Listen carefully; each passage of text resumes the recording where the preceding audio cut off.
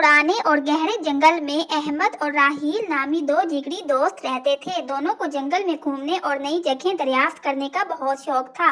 एक दिन वो दोनों सूरज निकलने के साथ ही जंगल के अंदरूनी हिस्से की तरफ निकल पड़े। रास्ते में परिंदों की चहचहाट और दरख्तों से छन कर आती धूप का नजारा बहुत खूबसूरत था। वो दोनों हंसते खेलते बहुत दूर निकल गए और इन्हें अंदाजा ही ना हुआ कि वो जंगल के इस हिस्से में आ चुके हैं जहां खतरनाक जंगली जानवरों का बसेरा था।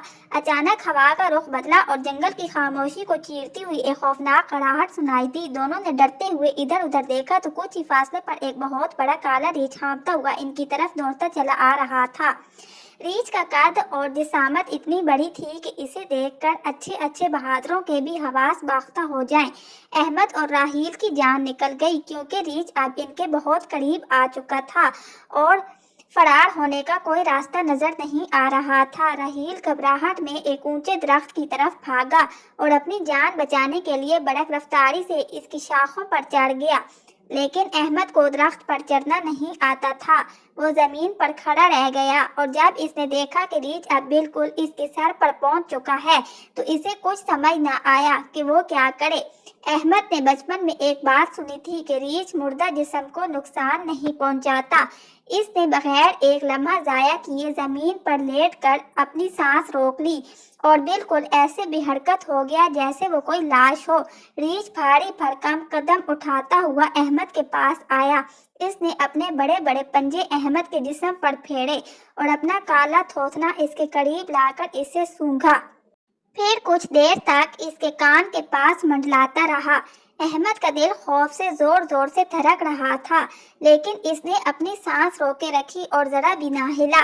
रीछ ने जब महसूस किया कि ये इंसान हरकत नहीं कर रहा और शायद मर चुका है तो वो कुछ देर बाद वहां से वापस मुड़ गया और घनी झाड़ियों में गायब हो गया। दरख्त पर बैठा हुआ राहील ये सारा खौफनाक मंजर ऊपर से देख रहा था। जब रीछ मुकम्मल तौर पर दूर चला गया तो राहील आहिस्ता से दरख्त से नीचे उतरा। वो हाँफ रहा था और इसके चेहरे का रंग पीला पड़ चुका था। राहील ने अहमद के पास आकर इसे उठाया और पूछा, दोस्त तुम ठीक तो हो? रीछ तुम्हारे कान में क्या कह रहा था? अहमद ने अपने कमरों से मट्टी झाड़ी, गहरी सांस ली और संजीदा लहजे में बोला, रीछ मेरे कान में कह रहा था कि मुसीबत के वक्त जो दोस्त अपने साथी को अकेला छोड़कर सिर्फ अपनी जान बचाने की फिक्र करे वो सच्चा दोस्त नहीं होता। इसलिए ऐसे खुदगर्ज दोस्तों से हमेशा होशियार रहना चाहिए। ये सुनकर राहील शर्मिंदगी से पानी पानी हो गया। इसकी आंखों में निदामत के आंसू आ गए और इसने फौरन अहमद से माफी मांगी और इसे गले लगा लिया। इस वाक़े के बाद दोनों को समझ आ गई कि दोस्ती का मतलब सिर्फ अच्छे वक्त में साथ देना नहीं, बल्कि मुश्किल तरीन घड़ी में भी एक दूसरे का सहारा बनना है। दोनों ने वादा किया कि आइंदा कभी एक दूसरे को तन्हा नहीं छोड़ेंगे और फिर वो वापस अपने घर की तरफ रवाना हो गए।